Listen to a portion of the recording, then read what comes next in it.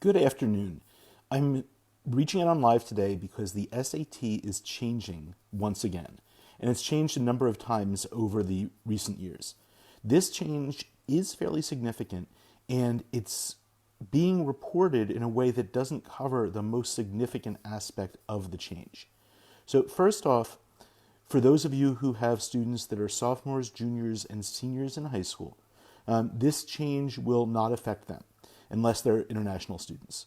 The changes for the SAT are starting in the United States in the spring of 2024.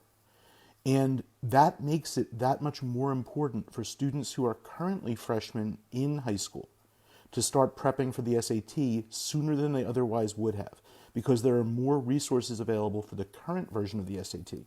And getting good at the current version will still count for college admissions.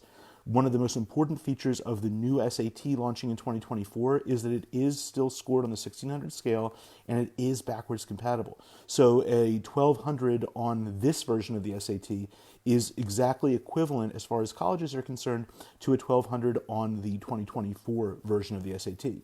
So if kids that are freshmen now, class of 2024, are starting to prep now or next year for the SAT and they get a high score, they're not even going to have to bother with the new version of the test because they already have a strong score that they can submit to colleges.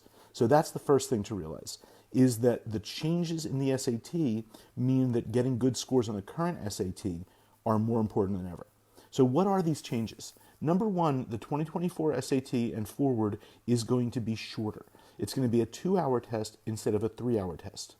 And it's going to be more student-friendly. It's going to be an entirely digital format. Unless someone has accommodations that require a pencil and paper test, the new version of the SAT, launching in March 2024 in the US and March 2023 internationally, is going to be a purely digital test. What that means is it's going to be offered more often, and it's going to be offered on school devices, on student-owned devices, or devices provided by College Board. That's going to give more flexibility in terms of when students take the SAT. The other thing, and this boggles my mind, because I've read a lot of articles in the mainstream press about these changes, and they're missing probably the most significant change. And that is that the SAT is going to become a computer adaptive test. What that means is that the questions you get wrong are going to dictate what other questions you get. The test-taking experience is not going to be the same for every student who takes the test on that date. So to explain what a computer adaptive test is, for those of you who aren't familiar with the concept, and this is something that the GRE, a grad school admissions test, has been doing for years. A computer adaptive test, in the case of the new SAT, it's going to be divided into 2 chunks. So there's going to be 2 sections. There's a reading and writing section, and there's a math section. Now, the reading and writing section has 2 halves, 2 chunks.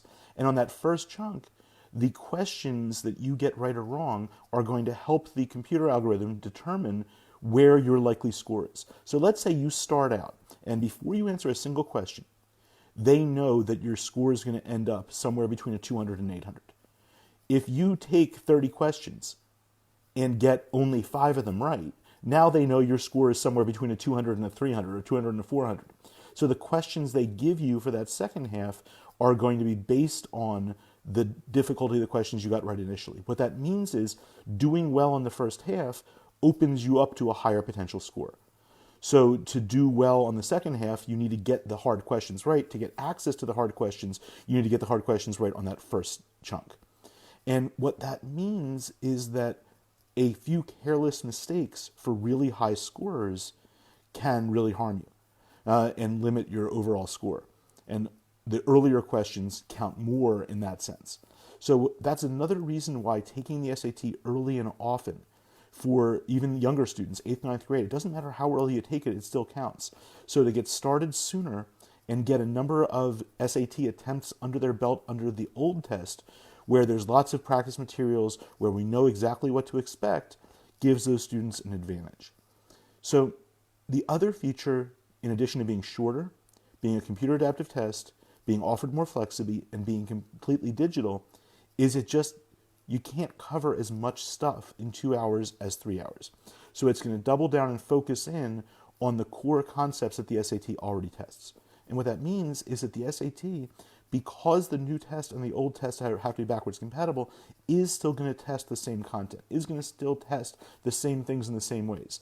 There's just going to be less questions so they can have a reliable sense of what someone's underlying ability level is with fewer data points. And that's where the computer adaptive design comes in.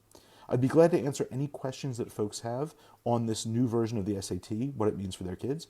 Also, in a Dumbo's Magic Feather moment, the calculator will be available on all parts of the math, not just part of it. Now, the SAT, as it's designed now and as it's going to continue to work, is designed so you don't actually need the calculator for 95% of it. So the calculator is really like Dumbo's Magic Feather. Kids think they can't fly without it, but they really can. So those are the changes to look for in March of 2024. So this really impacts students that are class of 2024 and 2025.